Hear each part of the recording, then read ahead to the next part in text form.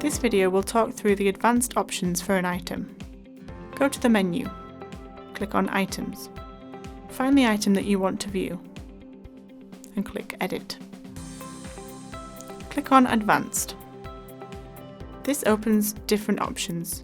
You can enter an extended description for the item.